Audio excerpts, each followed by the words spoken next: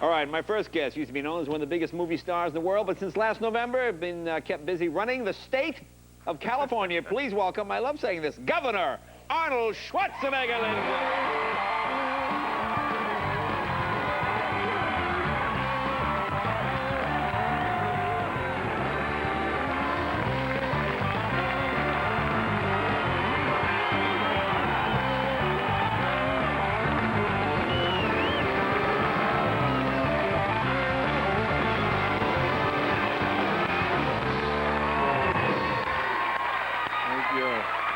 Welcome back. Thank you. It's nice to be back. Wow, what a crowd. Look at this. Very nice. So how are they treating in Sacramento? Okay? Is it all right? Yes, absolutely. It's a really great place up there.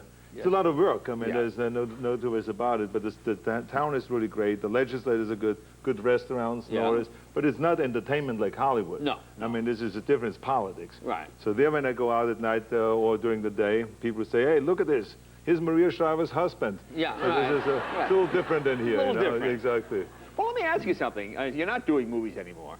Do you still have an agent? Do you still need an agent? No, I don't need an agent. As a matter of fact, I'm having a fight with them right now. Really? Because they want to have 10% of the state budget. Really? Yeah, exactly. It's a little much. I mean, let's be honest. Did I walk into that one? Did I walk into that one? No, it's true. I mean, this guy's unbelievable. Now, you look good. Do you still have time to work out? I mean, do you still get to do the whole deal every day? Just like you. Yeah, every morning. Just like you. No, I work out every day, and I do my cardiovascular training, and I go to a public gym up there in Sacramento. I work out there. As a matter of fact, the other week I lifted still 285 pounds. Yeah. I lifted Teddy Kennedy out of the chair. So it was really good. It was a big lift. It was a big lift. No, but I'm not as intense anymore. Like Kevin. Kevin is very intense with the training. Kevin works out every day. He works out every day. Exactly. Be careful with that baby oil, okay, Kevin? I mean, we don't want to create the runoffs, okay? We have to protect the environment. Thank you, Arnold. Just take it easy. Now, how about your political colleagues? Are they, because most politicians are kind of flabby, aren't they? They're not really into the... Have you tried to get them motivated to work out? Well, I think we have more important things to talk about up there in Sacramento. Believe me, we have a big crisis right now. Yeah, well, this is true. It's not like we're training, we're sitting down with the big five or with all the legislators and say, hey, okay, let's talk about training now. You know, we try to solve problems. And Maria, how's she doing? Does she like Sacramento? Yeah, she likes Sacramento. Yeah. She's doing a great job. She's house hunting the whole time. She wants to find the governor's mansion because there's no mansion there at all, you know, so I'm staying at a hotel. The governor's hotel? Exactly, but she's doing a great job. She left NBC in order to really, you know, devote all the attention to being the first lady and working hard. So she has been a great first lady and has been very helpful to me. As you know, throughout my whole campaign, she was out there campaigning. And now again for Proposition 57 and 58, she has been out there campaigning. So she is the best partner anyone can have. Now, how about the kids? Do they get a little more respect now that Dad is the governor? Do they understand, because the kids are older now, they understand the weight of all this? Well, the kids, you know, they got into the whole thing now, I think. They like politics. As a matter of fact, they behave very much like politicians. You know, whenever they need money, they're really nice. Oh, really? That's it. And then if they don't need money, then they pay no attention to me whatsoever. So it's very much like that. But they're like, Patrick is my older son. He's, I think, very much into politics. You know, that he likes, the other day he said to me, he says, can you read me a little fairy tale? And I said, of course. You know, what do you want me to read? He says, well, how about last year's state budget? So, I mean, I said, okay, yes, I think he's getting into it. And he really said that. I think he said it, exactly.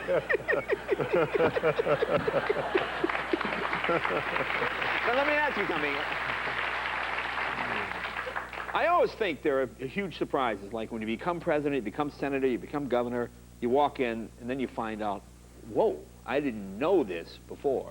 Have there been any big surprises, anything that knocked you for a loop? Or? Well, I think that the big surprise is just that it is really 24/7. I mean, it's really a lot of work. You have to pay a lot of attention to this. It's really all week long.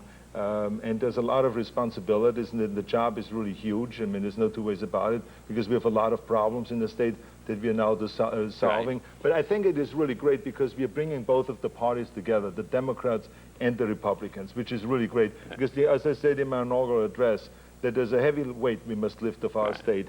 Alone I cannot lift it, but together we can. And now what we see is that we really can solve one problem after the next, by being together, Democrats and Republicans working together. So I think that has been a great surprise to everyone else. I knew this is going to happen, but I mean, I think to everyone else it has been a great surprise. Has there been any mistakes? Did you screw up at all? Did you go, uh-oh, no, you know what I mean. I mean, obviously there's got to be something that didn't go a plan. Have you made any mistakes, do you think? You mean like Hercules in New York? No, I don't mean like that. I know mistakes? that's beyond a mistake. That's like a wardrobe malfunction, that thing. No, but I mean, you know what I'm saying, where you said, oh, I did this and I shouldn't have done. I have. I have made mistakes. I remember that one time I cut a program that I didn't want to cut, which was for mentally disabled. And then all of a sudden I got a phone call from my mother-in-law at midnight. And then at 2 in the morning, my wife reminded me again, and at 4 o'clock in the morning, she reminded me again. So I put the program back, I put the budget back again, and said, okay, no more cuts, no more cuts. Oh, so yeah, you make mistakes like that because everything goes very fast, and you really some of those budget decisions have to be made very quickly. So of course, but the key thing is to admit the mistakes that you made and then correct it again. Okay, now you're doing this bus tour up and down the state. And you've gotten, I know you've gotten the Democratic senators on board, Barbara Boxer and Diane, the 57 and 58. What is it? What's that about? Tell us. Well, first of all, like I said to you, that I think it is important that both of the parties work together. That's why we have Democratic and Republican senators and legislators and mayors and city officials. I mean, everyone is working together. The unions, the Howard Chavez Taxpayers Association, everyone is working together because everyone knows this is the only way we can solve our problem, because I've inherited a $22 billion debt, and the only way we can get rid of it is by using this economic recovery bond, which is the $15 billion bond, and also the balanced budget initiative. Both of them are Proposition 57 and 58. So it's very important that everyone votes yes on Proposition 57 and 58. And I think that will be our first step out of the hole, and our first step towards recovery. So that's the important thing. Okay, listen, tomorrow is the election. We'll take a break. When we come back, I want to ask you about the gay marriage thing and a bunch of other issues. Be right back with the governor right after this. Welcome back. We're talking with the governor of California, Arnold Schwarzenegger. I still get a kick out of saying that, the governor of California, because we go back 20, you and I were at the Playboy Club together in '77. The Playboy Mansion, remember that? I was sitting in a bay, and you were by the pool doing this, and I'm in the bathing suit, like, I'm going to put my shirt on. Now, I want to ask you something. Now, the big issue here in California is this gay marriage thing. What's your position on this? How do you deal with this? What do you do here?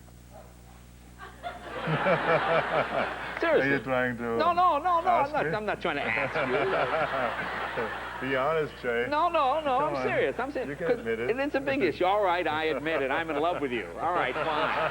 Finally, give me a big hand.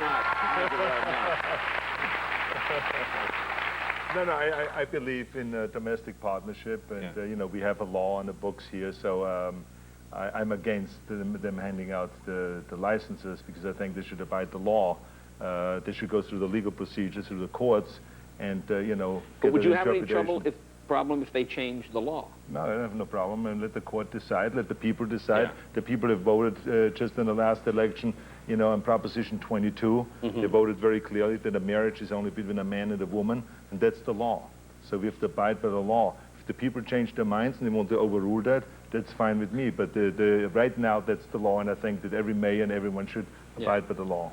But you know, it's interesting when you talk to different people. When you talk to sort of people under 30 or under 40, it's a civil rights issue. They see it, they equate it to the struggle with African Americans back in the 60s for equal rights. Because domestic partnership isn't really equal, and America's sort of about being equal. Older people have another problem based on maybe religious beliefs or morals or something like that. But to younger people, it seems to be gathering momentum.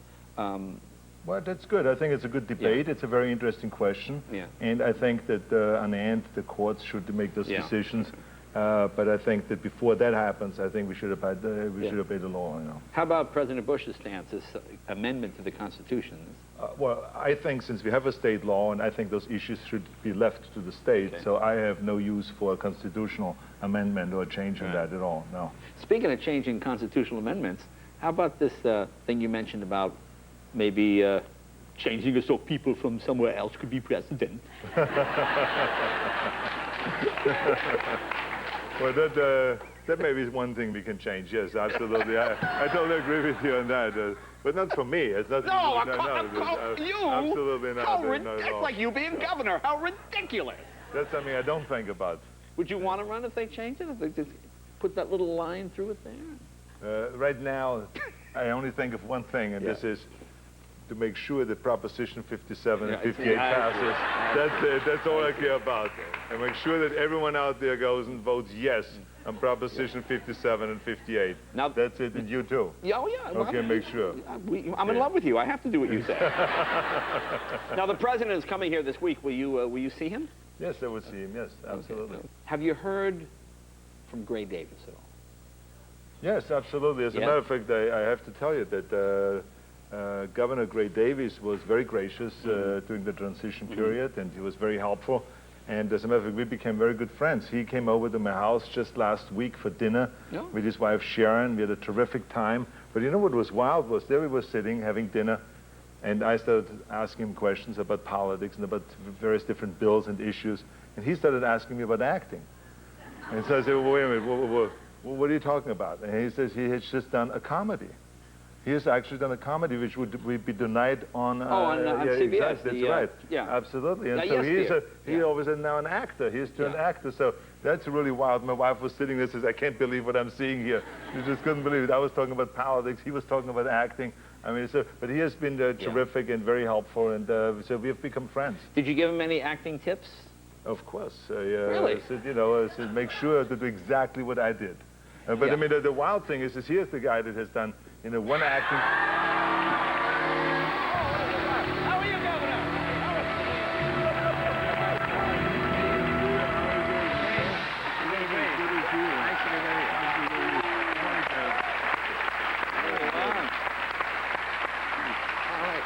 I had no idea you were coming by. Oh, you had no idea? I'm sorry. I You had no hope I didn't idea. put you on the What a spot. surprise. Here you are. I hope you're here plugging my Proposition 57 and 58. I am for 57 and 58, but if you think this is a surprise, wait till Gary Coleman comes out here. Oh, that's it. We have all the candidates. They're all here. They're all here. Wait till Mary Carey comes out here. That's the one. All right. What about the other? I mean, okay. Yeah, forget there about you it. Yeah, exactly. So how was your acting experience? Was it fun? It was fun. It was Yeah. the first time I've ever done it, and Well, not true. You were on our show. Now, you did a sketch with us. So That's this, true. This That's would have true. to be your second.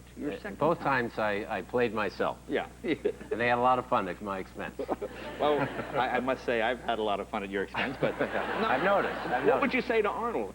Well, I talked to Arnold a little bit about some of the state problems, but he's helped me a lot with acting, particularly with my pronunciation. Really? Really? Like I know there will be a I know you. Okay, go ahead, guys. Have I've a heard good you time. talk, and you foolishly say California, which of course is ridiculous. And I didn't know how to What? say. That's actually the right way to pronounce it. In Spanish, it's California, Okay, not but California. You're not in Spanish. I guess you are. I'm sorry. You're right. Wait a minute. I used to think I knew how to say "I'll be back." Yeah. Now I know it's "I'll be back." Oh, that's great. You have to do it with the Terminator And you have classes. to- right. Now, Exactly. did you have to audition to play yourself? I mean, when you went in today. Okay.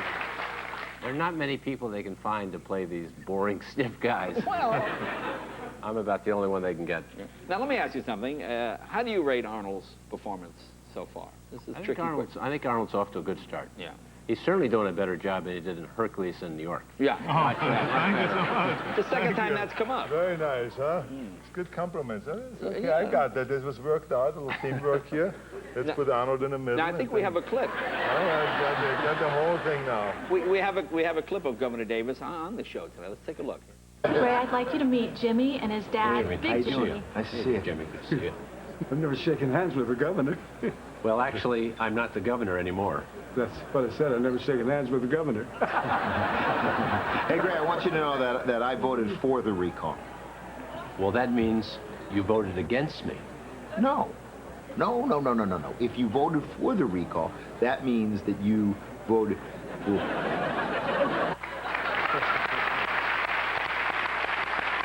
Very good job. Excellent. Excellent job. Excellent job.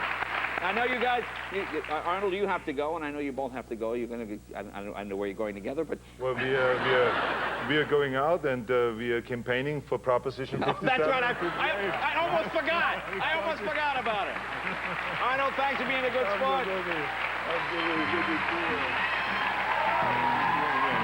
Thank you, boss governor. Thank you so much. That was great. You're a good sport. Thank you, gentlemen. We'll be right back with Ebert and Roper right after this.